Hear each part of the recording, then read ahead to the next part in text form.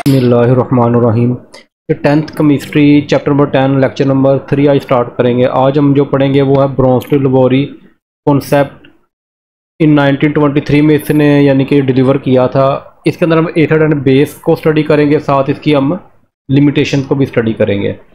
अच्छा, last time Arrhenius ने जो कॉन्सेप्ट दिया था एसिड बेस का, उसके अंदर उसने एक बात कही थी कि जो कोई चीज़ जो पानी में, इसके अंदर पानी में अगर कोई हाइड्रोजन आयन दे तो वो एसिड है। अब इसने वो मसला सोल्व कर दिया। इसने जो प्रॉब्लम वो कैसे सोल्व की, इधर डेफिनेशन में आप गौर करना।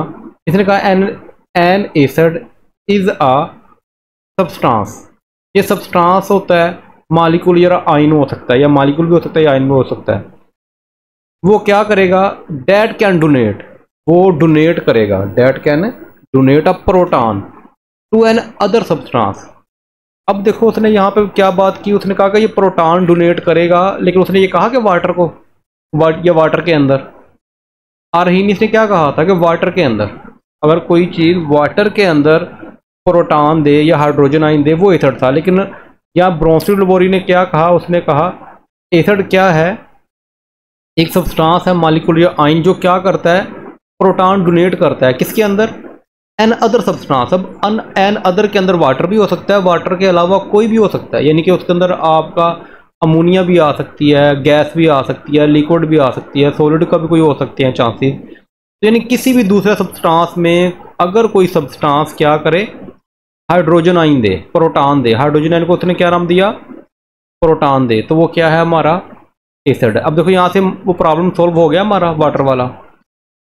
अच्छा, बेस क्या होती है, बेस के अंदर वो कहता है अब बेस इज अ सब्सटेंस, वो मॉलिक्यूल भी हो सकता है और आयन भी हो सकता है। वो क्या करे, that can accept a proton. अब किसके अंदर, एन अदर सब्सटेंस, किसी भी दूसरे सब्सटेंस के अंदर।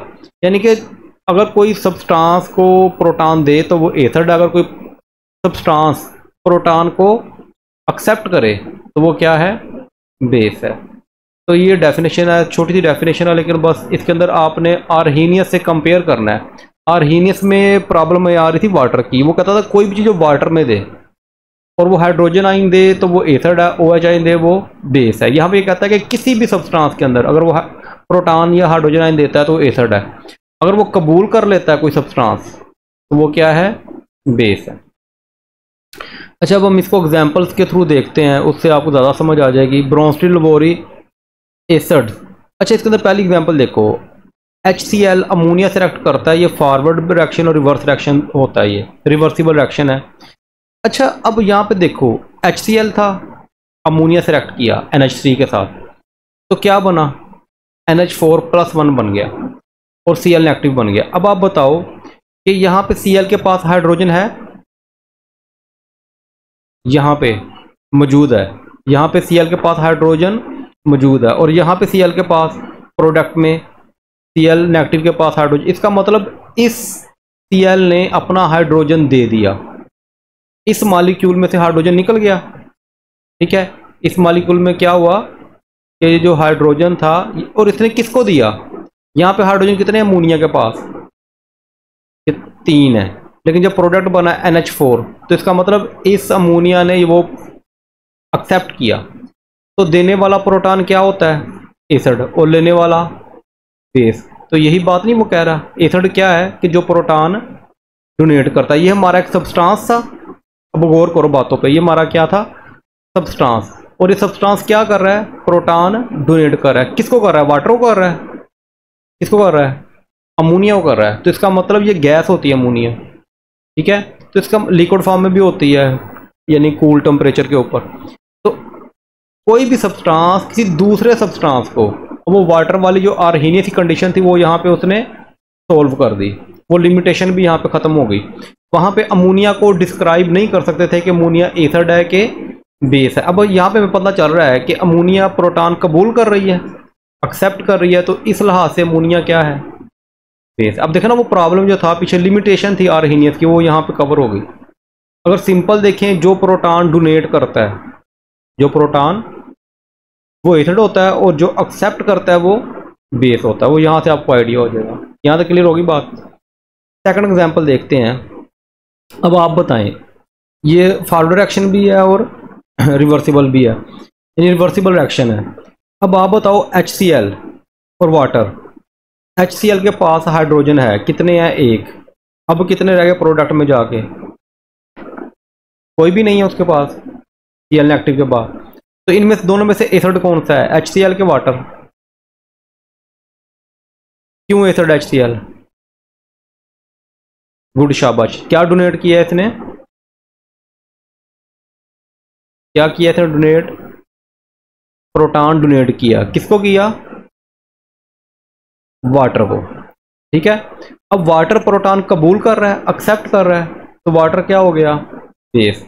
तो यहाँ पे ये जो डोनेट कर रहा है HCl, तो ये हमारा एसिड है, और वाटर जो है उसको एक्सेप्ट कर रहा है, ये हमारा बेस है। यहाँ तक क्लियर होगी बात।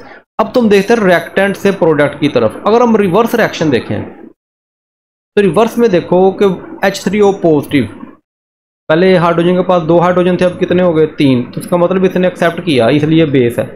अगर मैं रिवर्स देखूं, यहाँ पे कितने हाइड्रोजन है? 3 है। जब रिएक्शन रिवर्स जाएगा तो कितने रह गए? तो अगर मैं रिवर्स देखूं तो रिवर्स के लिहाज से ये H3O पॉजिटिव क्या है?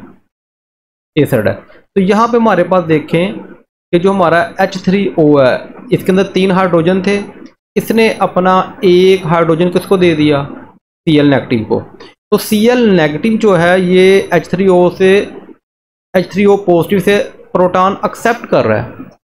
तो इसके पास कोई हाइड्रोजन नहीं था, अब कितने हो गए? एक आ गया ना इसके पास, तो इसका मतलब इसने एक्सेप्ट किया।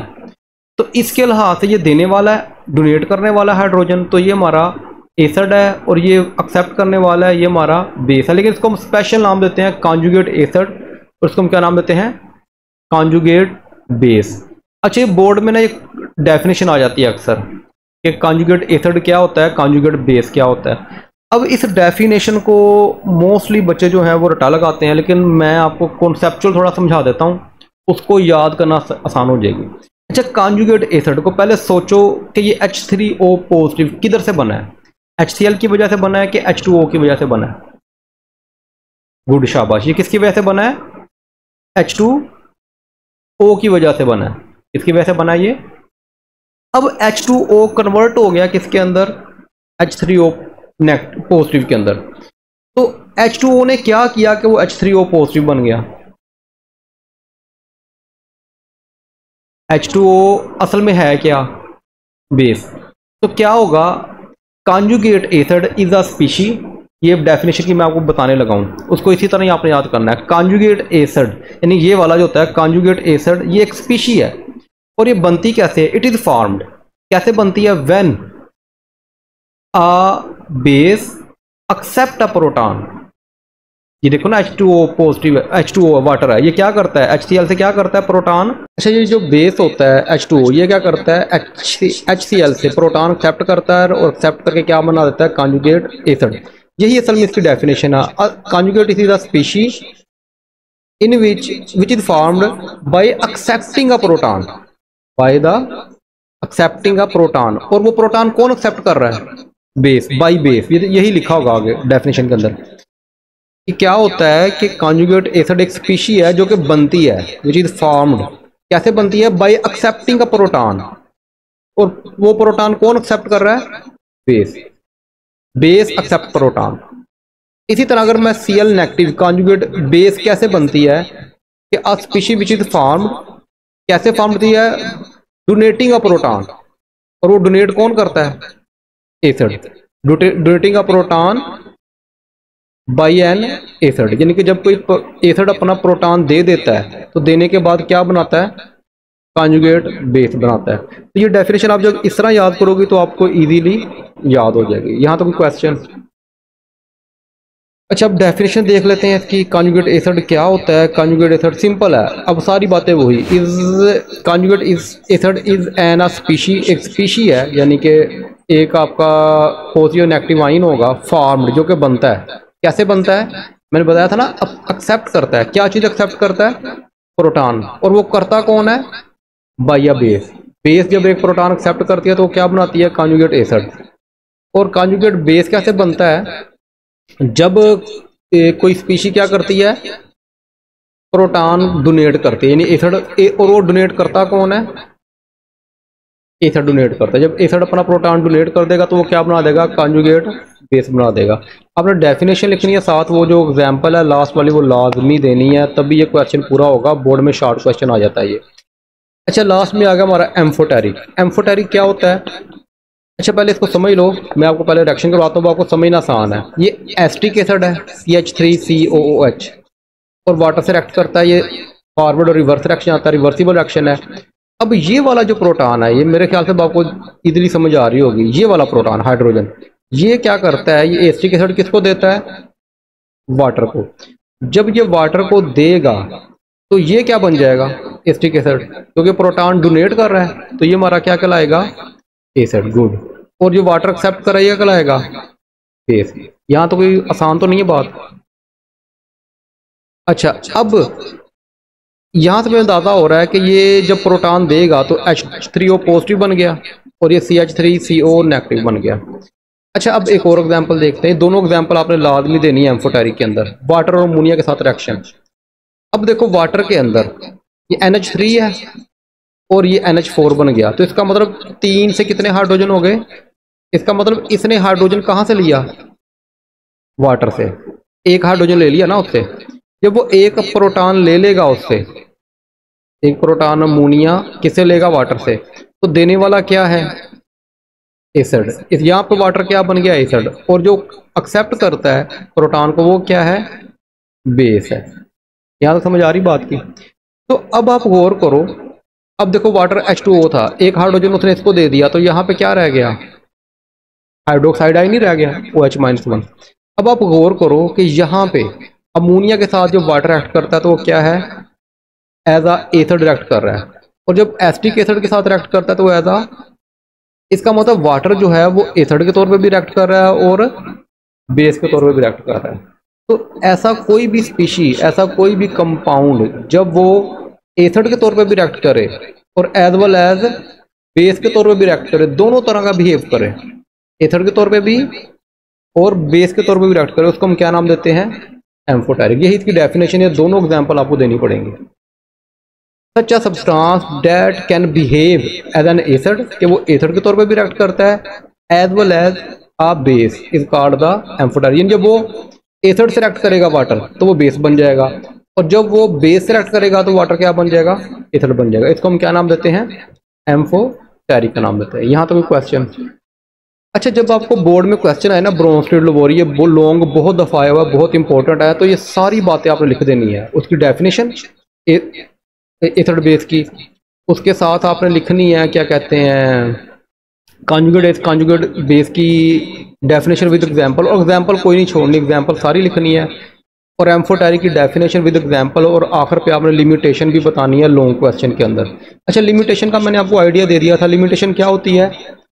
जिसके अंदर एक हद होती है कि उसको आगे। अब ब्रोंस्टेड लवोरी ने क्या किया? आर्हीनियस की जो लिमिटेशन थी उनको ख़त्म किया और उसने बता दिया अमोनिया हमारी बेस है।